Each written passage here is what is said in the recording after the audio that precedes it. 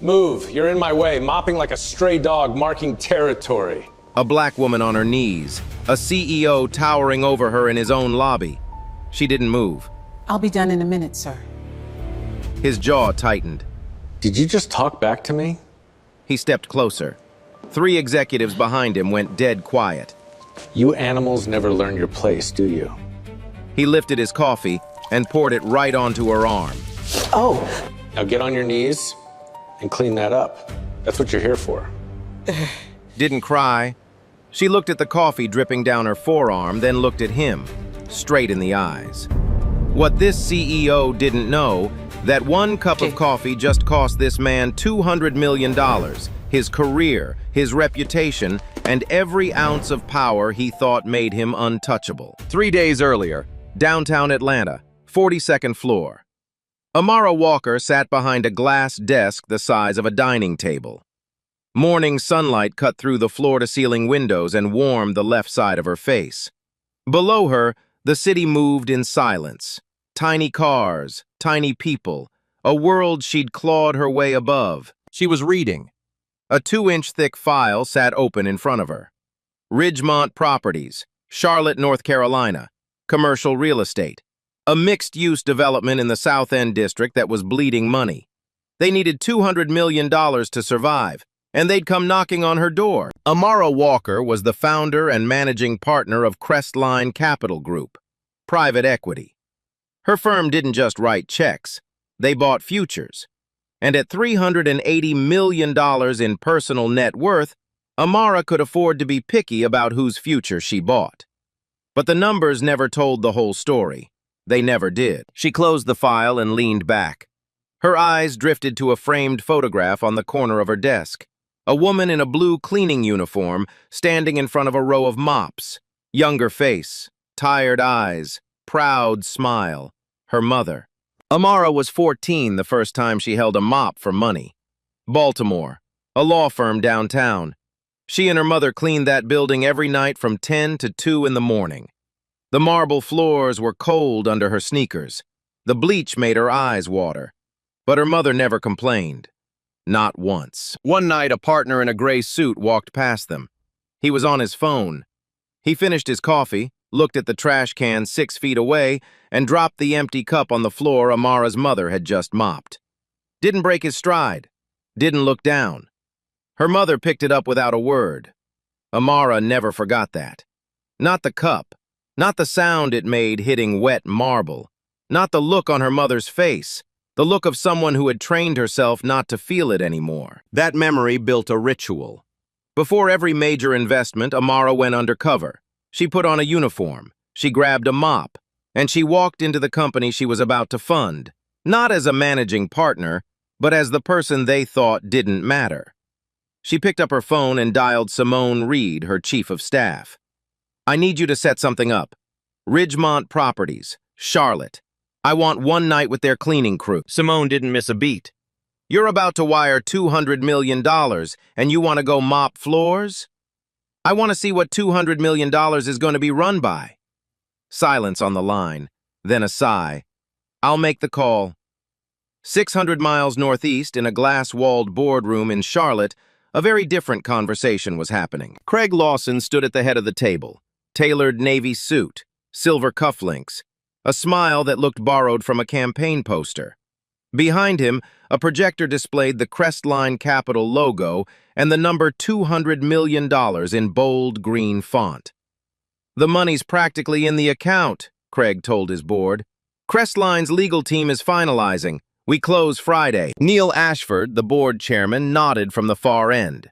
60 years old, silver hair, reading glasses perched on his nose. He'd seen deals fall apart before. Let's not celebrate until the wire clears. Craig waved him off. Neil, relax. This is institutional money. They don't walk away. The door opened. A janitor stepped in with a trash bag. Young guy, quiet, just doing his job. Craig didn't turn around. He just raised one hand and flicked his fingers toward the door. Not now. Come back when we're gone. The janitor backed out without a word. Nobody at the table reacted. Not Neil, not Trent Holloway, the CFO. Nobody. Because in this building, That was normal. 3 days later, Simone called back. Everything was arranged. A woman named Denise Harmon, night shift cleaning supervisor at Ridgemont, 11 years on the job, had agreed to let Amara shadow her crew for one evening. No questions, no paperwork, just a uniform and a name tag that read, Angela. Denise had her own reasons for saying yes. 11 years of watching Craig Lawson treat her people like furniture. 11 years of silence. She was done being quiet. Wednesday evening, 7:32 p.m., Charlotte, North Carolina. Amara stepped out of a rented Honda Civic in the parking garage beneath Ridgemont Properties headquarters. No jewelry, no makeup, hair pulled back under a plain black headband. She wore a gray cleaning uniform 2 sizes too big, standard-issue rubber-soled shoes, and a name tag clipped to her chest pocket. Angela. She looked like every cleaning woman in every office building in America. And that was the point. Denise Harmon met her at the service entrance.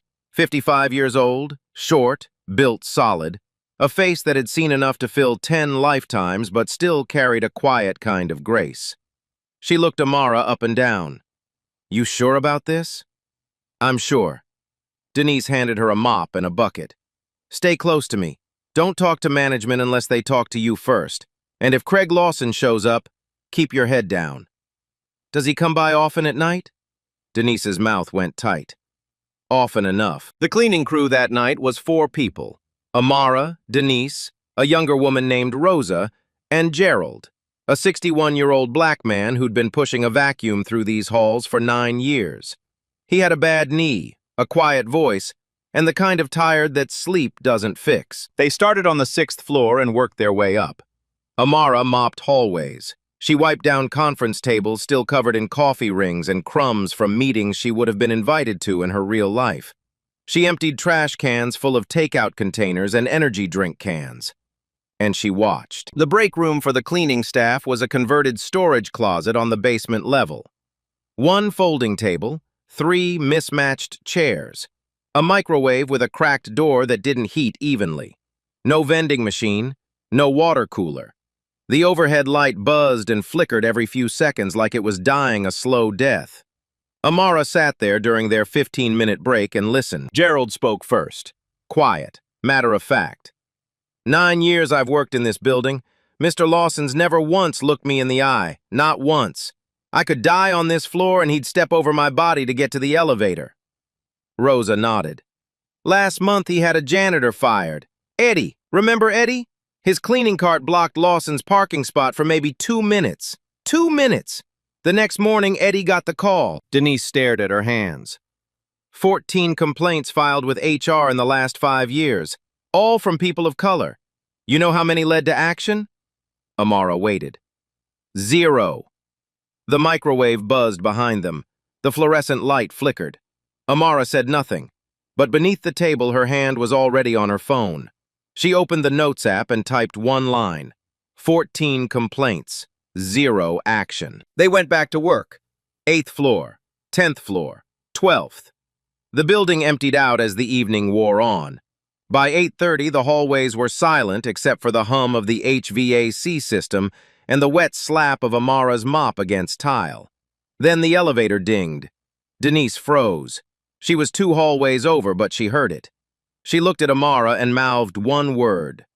Lawson. 8:47 p.m. Craig Lawson stepped out of the elevator into the ground floor lobby. He was on his phone, 1 hand in his pocket, laptop bag over his shoulder. He'd left something in his office, irritated, in a hurry. The lobby was still wet. Amara was halfway through mopping it.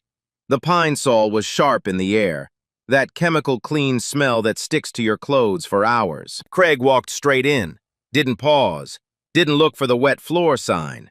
His Italian loafers hit the marble and left long brown prints across the section Amara had just finished. He glanced at her, the way you glance at a parking meter. Then he covered his phone and said, "You missed a spot by the door, and next time move when you see someone coming." Amara gripped the mop. "Yes, sir." He walked on. The elevator swallowed him. Gone. Denise appeared behind Amara like a shadow. Her jaw was clenched so tight, the muscles in her neck stood out. That's every night, she whispered. Every single night. Amara looked down at the shoe prints across her clean floor. She didn't say a word. She just started mopping again. But she wasn't mopping because he told her to. She was waiting. 23 minutes later, 14th floor, executive hallway. The carpet up here was different. Thick, charcoal gray, the kind that absorbs sound so you can hear your own heartbeat. The walls were lined with framed photos of Craig shaking hands with mayors, governors, developers. In every photo, he was smiling. In every photo, the people around him were white. Amara was mopping the tile section near the elevator bank. Gerald was vacuuming 2 doors down. The hallway was silent. Then the corner office door swung open. Craig stepped out, laptop bag on his shoulder, travel mug in his right hand. He was off the phone now. His face was tight. He'd just read an email from Trent Holloway saying Crestline Capital wanted one more due diligence call before wiring the money. It annoyed him. He didn't like being made to wait. He saw Amara, the same woman, same gray uniform, same mop. He stopped walking. "Are you following me around this building?" Amara kept her eyes low. "No, sir. Just working my way through the floors. I already told you once tonight to stay out of the way." "I'm sorry, sir. I'll move." But she didn't move fast enough. Or maybe she moved exactly fast enough and it didn't matter. Because Craig Lawson wasn't angry about a mop or a hallway. He was angry about an email, about a deal that wasn't closed yet, about a world that wasn't bending to his schedule. And she was the nearest target. He stepped toward her, close enough that she could smell the coffee on his breath. "You people, I swear, you get one job, one simple job, and you still can't do it without getting in someone's way." Amara said nothing. "Look at me when I'm talking to you." She looked up. Their eyes met. His was cold. Hers were calm. Then he tilted his travel mug, slowly, deliberately, and poured the coffee onto the floor. It splashed across the tile and onto Amara's forearm. Hot. Not boiling, but hot enough to make the skin flush red in seconds. "There. Now you've got something to actually do." He turned his back and walked to the elevator, pressed the button. The doors opened. He stepped inside without looking back. The doors closed. Silence. Gerald had stopped vacuuming. He stood frozen at the far end of the hallway, eyes wide. Amara looked down at her arm. The skin was already turning red.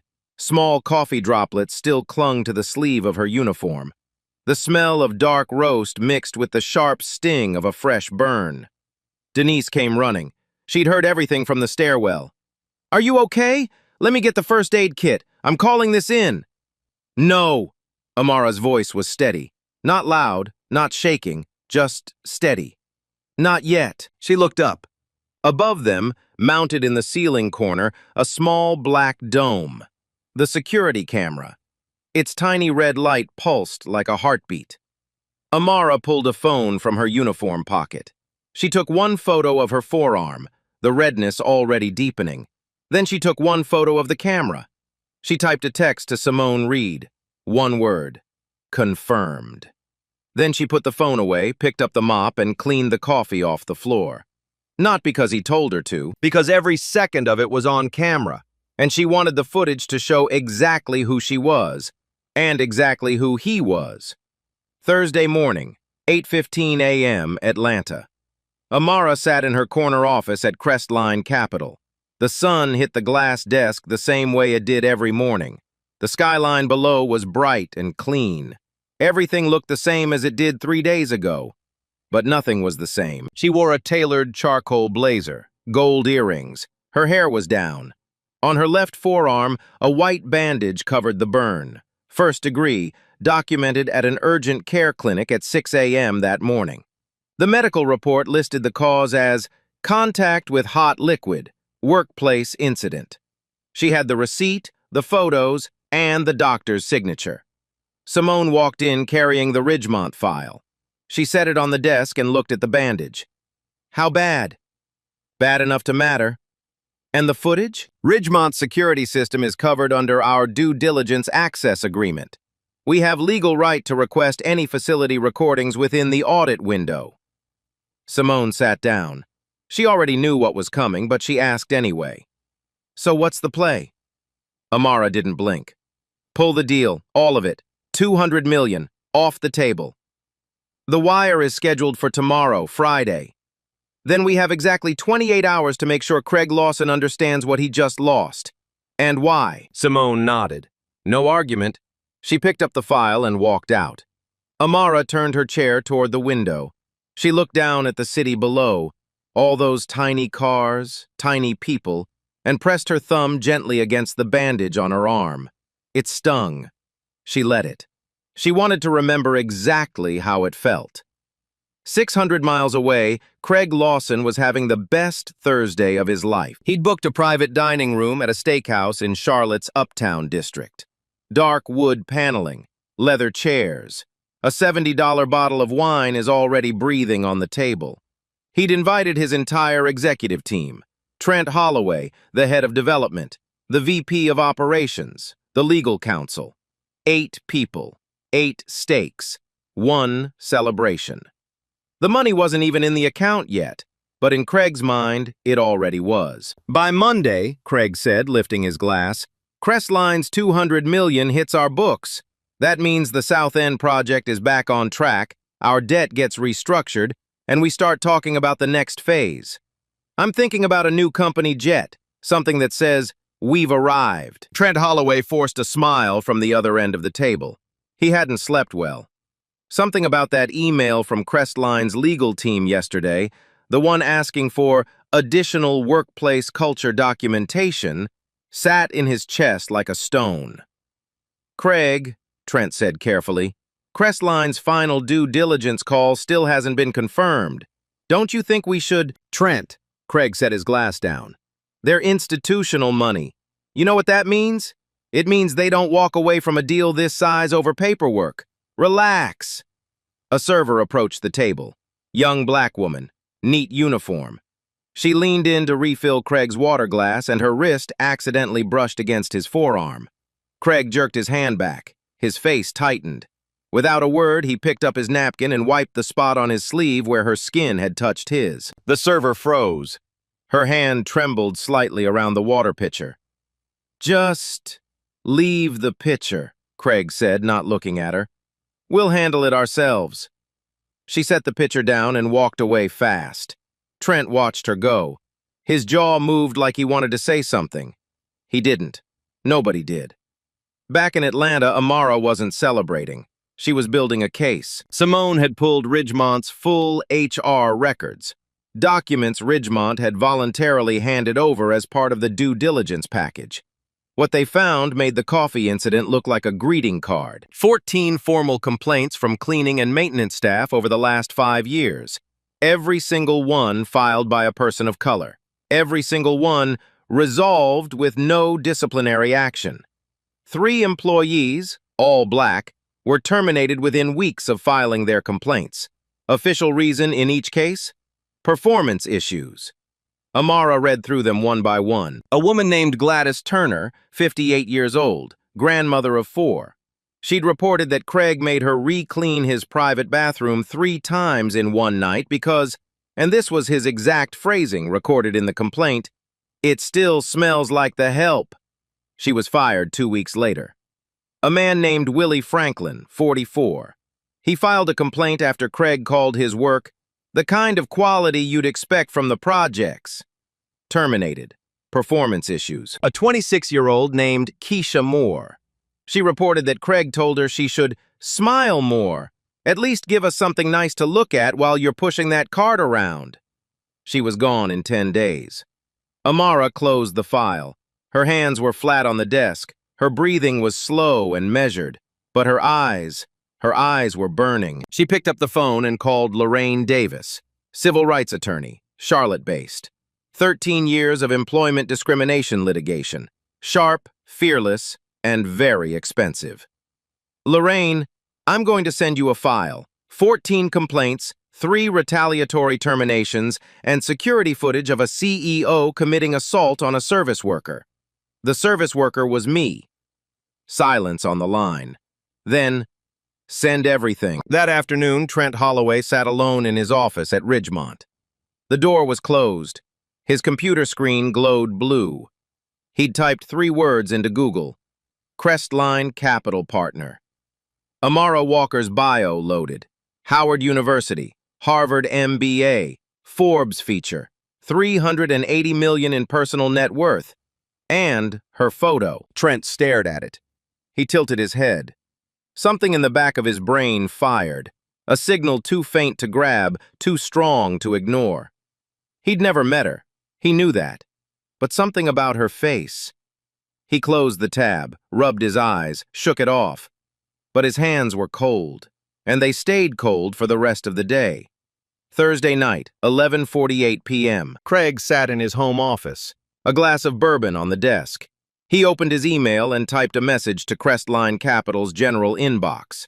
Subject line, "Looking forward to Friday." The body of the email was 3 lines, confident, casual. He signed off with a champagne glass emoji. In Atlanta, Amara's phone buzzed. She read the email in bed. The glow of the screen lit up her face in the dark. She didn't respond. She set the phone face down on the nightstand and stared at the ceiling. Tomorrow would be the last day of Craig Lawson's career. He just didn't know it yet. 1 hour later, Denise Harmon called.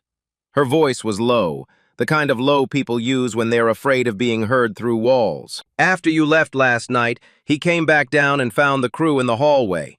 Lined them up. Said we were, and I quote, the most useless bunch of people he'd ever had the misfortune of paying. Then he cut Gerald's hours. Said Gerald left a vacuum in the hallway, and that was grounds for review. Amara closed her eyes. Gerald's been there 9 years, Amara. 9 years. He's got a daughter in nursing school. He can't afford to lose those hours. He won't. Amara's voice was quiet, but it was the kind of quiet that carries weight. None of you will. I promise. She hung up, opened her notes app. Below the line, 14 complaints. 0 action. She added 1 more. Gerald. Hours cut. Retaliation. Thursday night. Then she set the phone down and didn't sleep for the rest of the night. Friday morning, 10 a.m. Charlotte. Craig Lawson stood at the head of the Ridgemont boardroom like a man who'd already won. His best navy suit, a fresh haircut, cufflinks polished so bright they caught the overhead lights and threw tiny sparks across the mahogany table. The full executive team was there. 8 men, 8 suits. Trent Holloway sat closest to the door, not by accident. Neil Ashford, the board chairman, sat at the opposite end, reading glasses low on his nose, arms folded. A large screen on the far wall displayed the Crestline Capital logo and a single line. Final closing call, 10 a.m. Eastern Standard Time. Craig adjusted his tie. Gentlemen, by noon today, $200 million will be in our account. Let's make this quick and clean. He clicked the call link. The screen went blue. A loading circle spun. 5 seconds, 10, 15. Then the feed connected. A woman appeared. Navy suit, gold earrings, hair down, sitting behind a glass desk with the Atlanta skyline stretched out behind her. And on her left forearm, a white bandage. Craig smiled, wide, practiced. Good morning. Craig Lawson, CEO of Ridgemont Properties. It's a pleasure to finally put a face to the name. Good morning. I'm Amara Walker, managing partner of Crestline Capital Group. Craig nodded. Well, Ms. Walker, we're thrilled to be closing this chapter. My team and I... Before we discuss the status of this investment, Amara said, I want to share something with your team. The smile flickered, just a fraction. Of course, go ahead. I'm going to share my screen now. The Crestline logo disappeared. In its place, grainy security footage, a hallway, charcoal gray carpet, a timestamp in the bottom corner, Wednesday, 9:10 p.m. A woman in a gray cleaning uniform was mopping near an elevator bank. A man in a suit stepped out of a corner office, walked toward her, stopped, leaned in close. The audio was faint but clear enough. Every word landed in the boardroom like a stone dropped into still water. You people, I swear, you get one job, one simple job, and you still can't do it without getting in someone's way. Then the man tilted his coffee mug. The liquid splashed onto the woman's arm.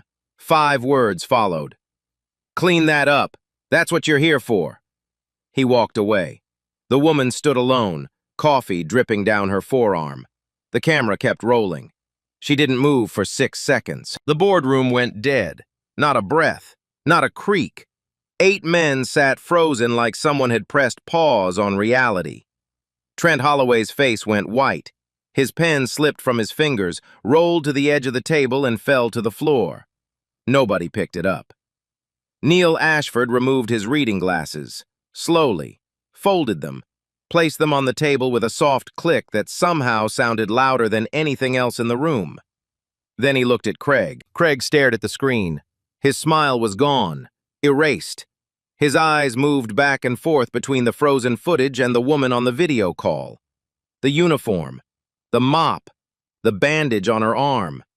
Something was connecting, slowly, like a fuse burning toward powder. Amara let the silence sit. 5 seconds, 10, 15. She wanted every man in that room to feel the full weight of what they were looking at. Then she spoke. The woman in that footage is me. Craig's chair creaked as his body shifted backward. Involuntary, like something had hit him in the chest. I was on your cleaning crew Wednesday night, Mr. Lawson. I do this before every major investment. I visit the company to see how its leadership treats the people they think don't matter. She paused. You poured hot coffee on my arm. You told me to get on my knees and clean it up. You called me an animal, and you walked away without a second thought. Craig's lips moved. No sound came out. The woman he'd humiliated. The woman holding his future. The same woman.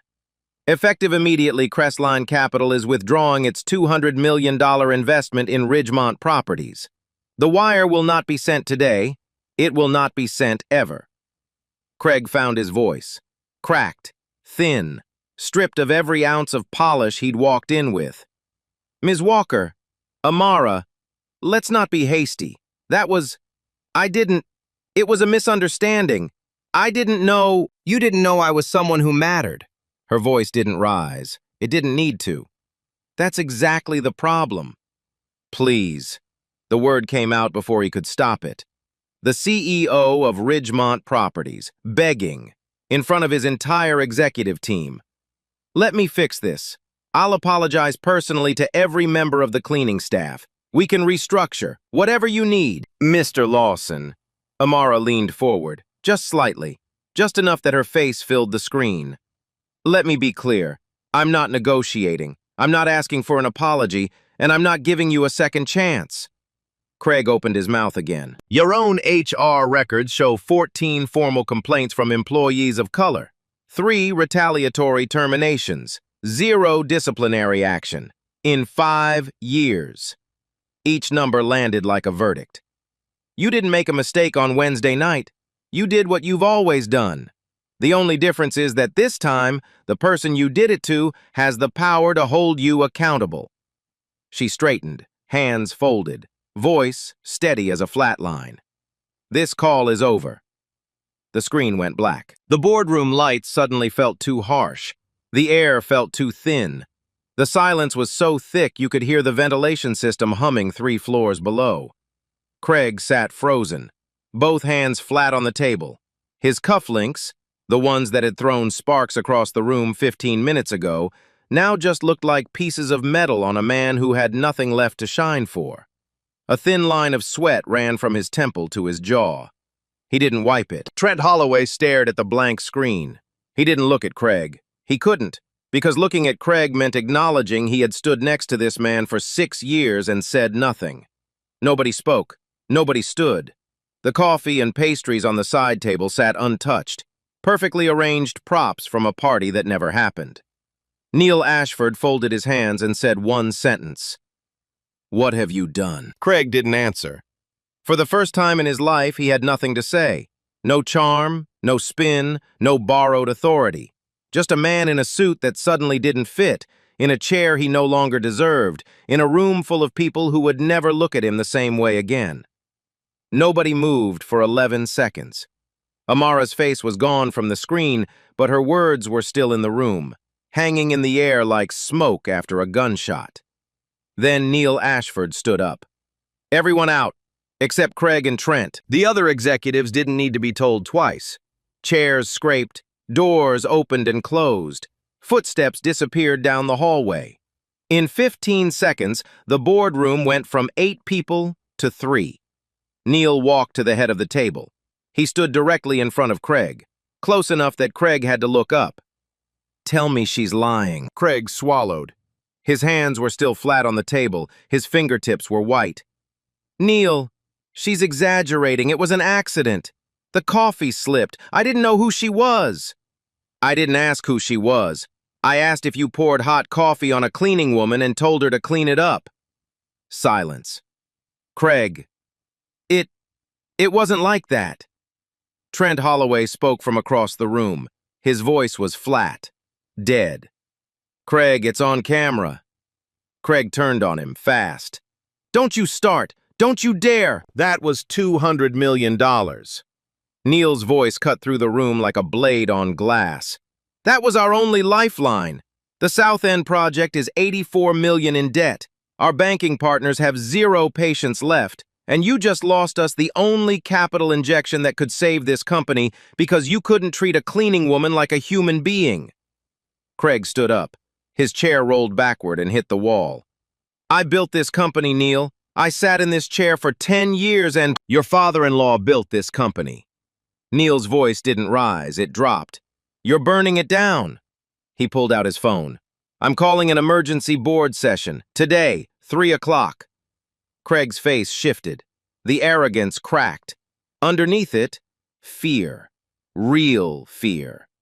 "Neil, come on, let's talk about this. I can fix it. I'll call her. I'll fly to Atlanta. You'll sit in your office and you will not make a single phone call until the board decides what to do with you. That's what you'll do." Neil walked out. The door closed behind him with a soft click that sounded louder than a slam. At 3 p.m., the board met. 8 members. The vote was 6-2. Craig Lawson was placed on immediate administrative leave pending a full internal investigation. His access badge was deactivated. His email was locked. Security escorted him to his office to collect personal items under supervision. He carried 1 box to his car. A framed photo of himself shaking hands with the governor sat on top. Nobody walked him out. Nobody shook his hand. By 4:30 p.m., Craig was on the phone with his PR firm. He wanted to get ahead of the story. "Frame it as a stunt," he told them. "An investor playing games, corporate espionage. Say Crestline was looking for an excuse to kill the deal." His publicist listened. Then she asked one question. "Is there security footage?" Craig didn't answer. "Craig, is there footage?"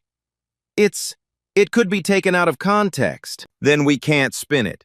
If that footage goes public, no narrative in the world saves you." She was right. By 5:15 p.m., someone inside the boardroom had already made a call. A reporter from the Charlotte Observer had Ridgemont's main number on her screen and was dialing.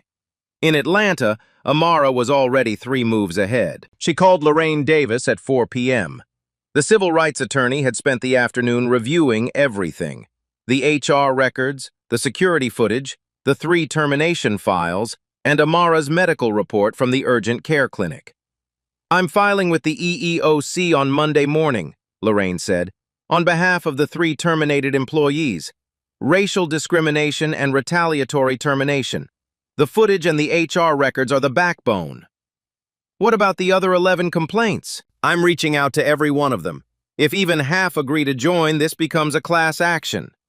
At 6 p.m., Amara made one more call. Denise Harmon. The phone rang twice. Denise picked up. Her voice was shaking before she even said hello. "I heard. The whole building heard. Is it true? Did you really?" "It's true. The deal is dead, and Craig Lawson is finished." Denise went quiet. Amara could hear her breathing.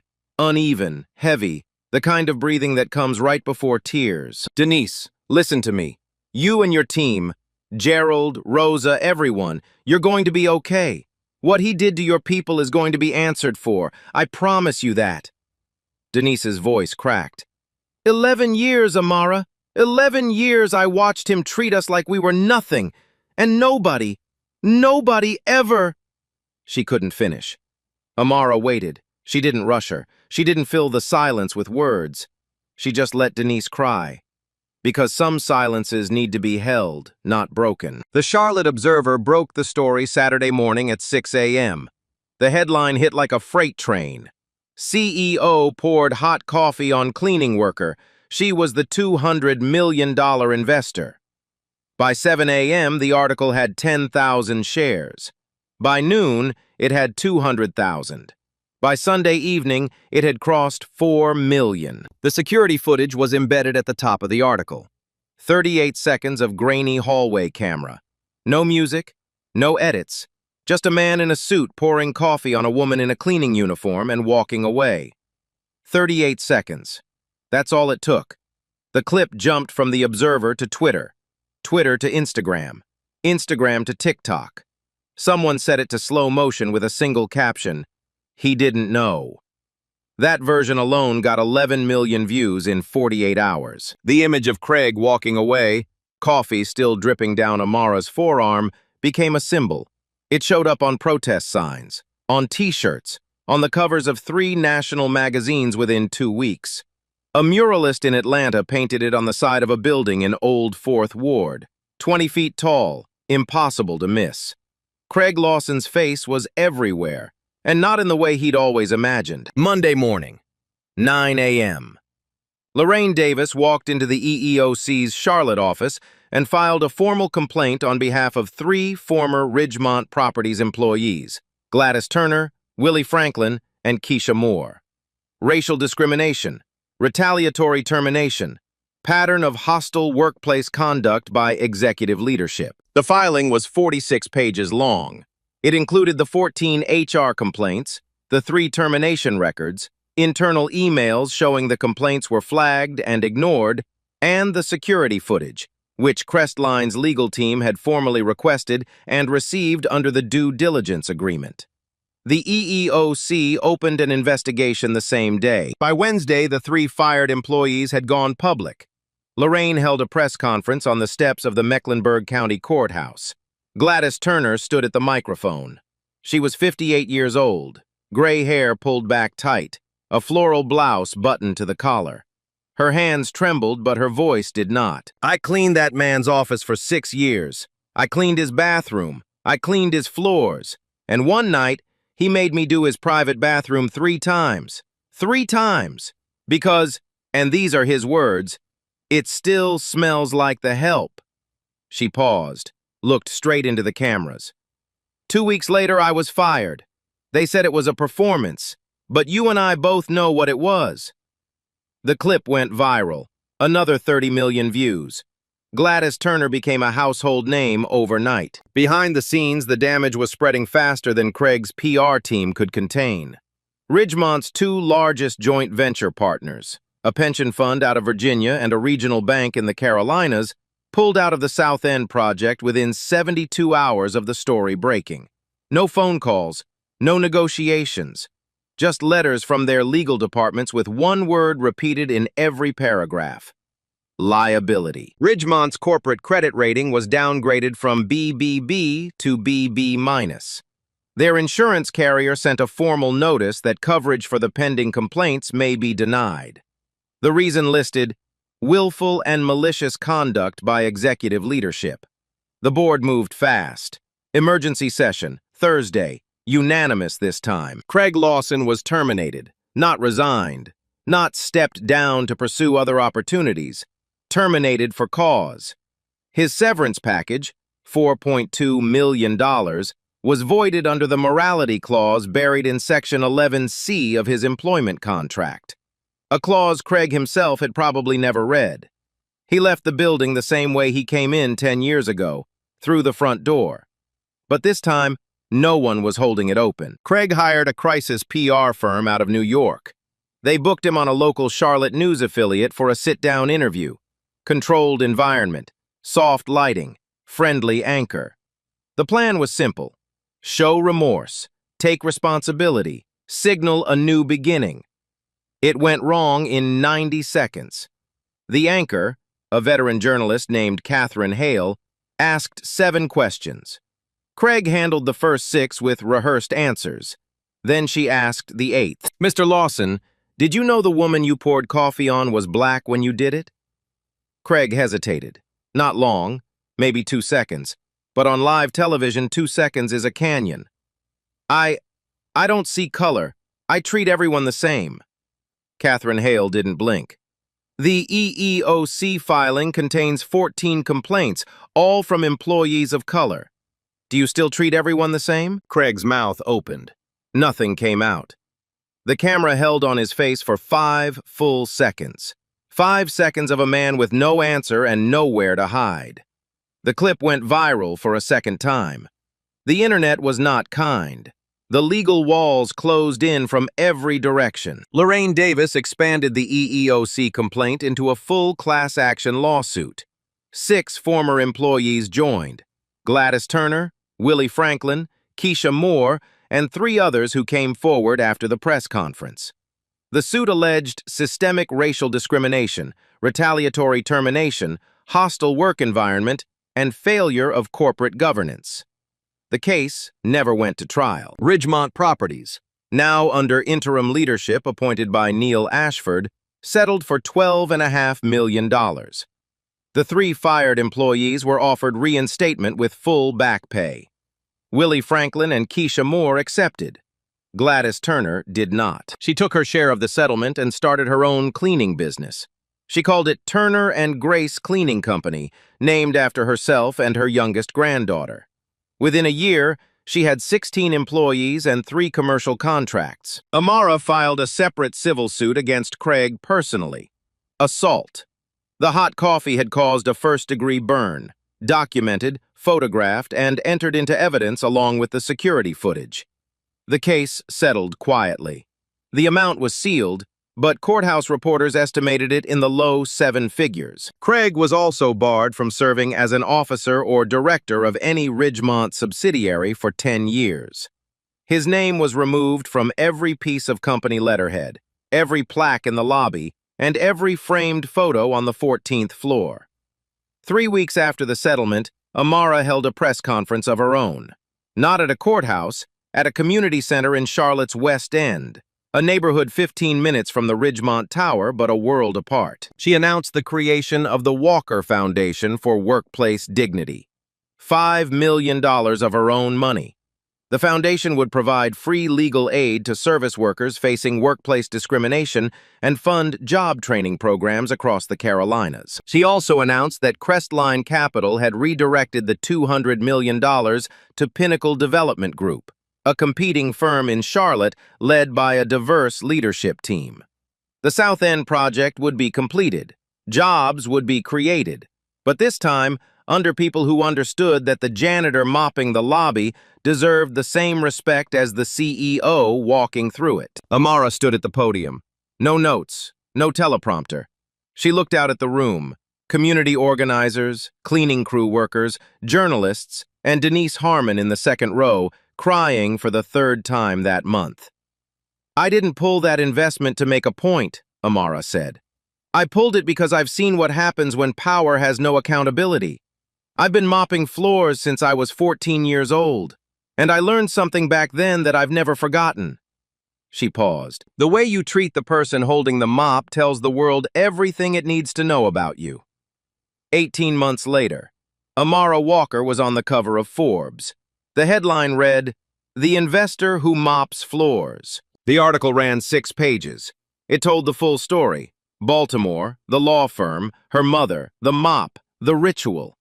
It detailed the Ridgemont deal, the coffee, the footage, the fallout. And it ended with a number that made every CEO in America pay attention. Since the Ridgemont story went public, Crestline Capital's portfolio had grown 30%. Not despite the scandal, because of it. Companies started cleaning house before they ever picked up the phone to pitch Amara Walker.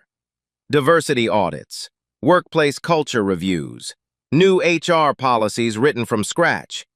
because word had spread across every boardroom in the country. If you wanted Crestline's money, you'd better treat your janitor the same way you'd treat your investor, because they might be the same person. Amara still did her undercover visits. Every single deal. Simone still sighed every time she booked them. And Amara still showed up in the uniform, mop in hand, eyes open. Some things don't change. Some things shouldn't. Denise Harmon didn't push a cleaning cart anymore. She sat behind a desk now, facilities director at Ridgemont Properties, reporting directly to the new CEO. She oversaw a staff of 40. One of the first things she did in her new role was gut that basement break room. Torn out the broken microwave, replaced the flickering light, put in a proper table, a coffee machine, a refrigerator, and a sign on the wall that read, "Every person in this building matters." She also implemented mandatory dignity and respect training for all executives, quarterly. No exceptions. The first session had 11 attendees and 0 complaints. Gerald got a formal written apology from the new CEO, hand-delivered, not emailed. He also got a raise, not a big one, but enough to cover his daughter's nursing school tuition without working double shifts. He still vacuumed the 14th floor every night, but now, when executives passed him in the hallway, they said good evening. Some of them even knew his name.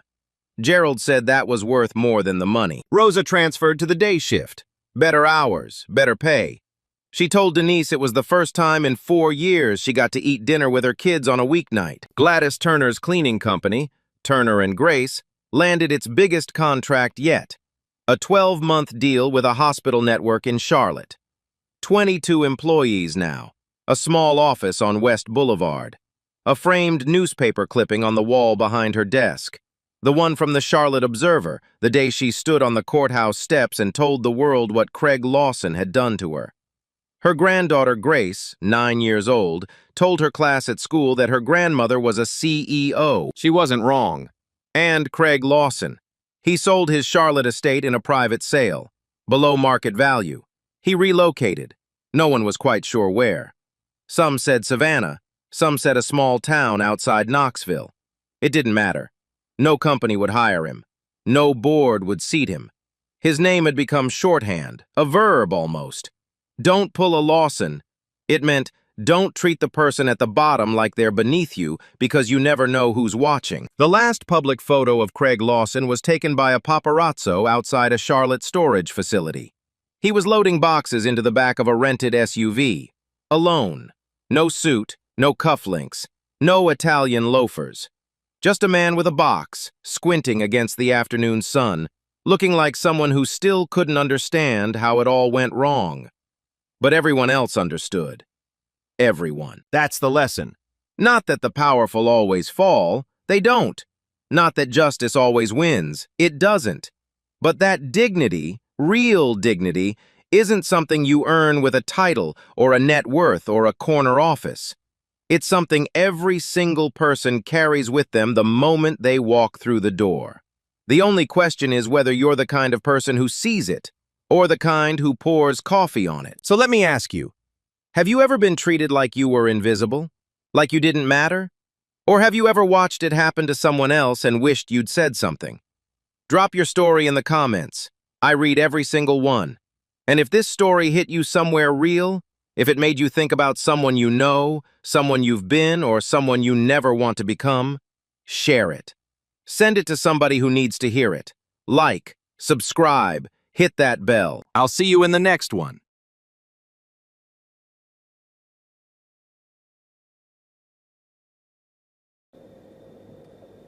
38 seconds of footage. That's all it took. 1 cup of coffee, $200 million, a career, a reputation, gone. But here's the thing most people miss. Amara didn't pull that money because she was insulted.